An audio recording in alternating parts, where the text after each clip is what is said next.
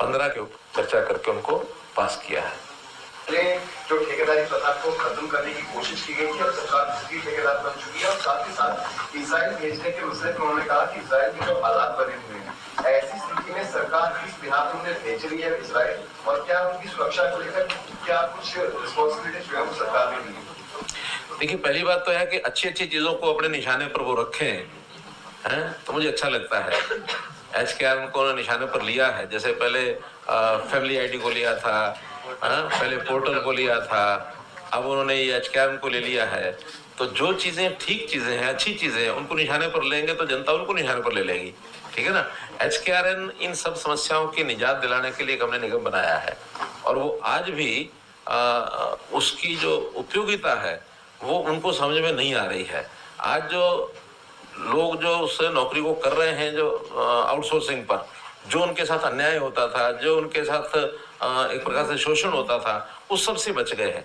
सबको EPF के अंतर्गत दर्ज कर लिया गया है, सबको ESI का बेनिफिट मिलता है, सबको सैलरी टाइम पर मिलती है, वो जो कट लगते थे वो सब खत्म हो गए हैं, सबको निश्चित अपना पता है। हाँ, इतना ही है कि वो है ये भी आउटसोर्सिंग का ही, ये कोई पक्की नौकरी नहीं है। इसमें हमने अपनी योजनाओं में जो प्लानिंग बनाई है, पारदर्शी बनाई है, कि जो गरीब है, जो पुअर है, जिसको छोटा सा काम मिलने के बाद भी उसके परिवार का सिस्टम चल पड़ेगा, हमने प्राथमिकता उसको दी है।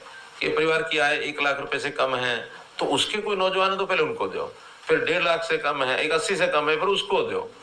दूसरा, उसमें अच्छे जो क्वालिफाइड पढ़े लिखे लोग हैं उसके हिसाब से मार्क्स हैं, उनका रैंकिंग बनता है, रैंकिंग के हिसाब से जितनी जहाँ से आवश्यकता होती है उनको दे देते हैं। ये सबको पता है कि 1 साल के बाद फिर रिन्यूअल होगा इसका, जैसे आउटसोर्सिंग में होता है, तो सारा रिन्यूअल होता है, सब हिसाब से होता है, और ठेकेदारों से उनको मुक्ति दिलाई है। ये हमने कमिट किया था, हम ठेकेदारी प्रथा में से उनको बाहर निकालेंगे। अच्छा, शुरू में जो लोग नहीं आए थे, हमने ऑप्शन दी थी, जो इसमें आना चाहे आए, नहीं तो ठेकेदार के हिसाब से जो काम कर रहा है करता रहे।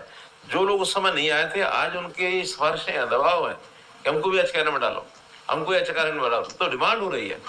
अगर ये इस प्रकार का होता तो फिर लोग डिमांड क्यों करते। और मैं कहता हूँ एक अच्छी चीज हमने शुरू की है और वो इसको टारगेट पर ले रहे हैं, तो कम से कम जिनको इनका लाभ हो रहा है वो तो सब उनके विरोध में खड़े हो जाएंगे।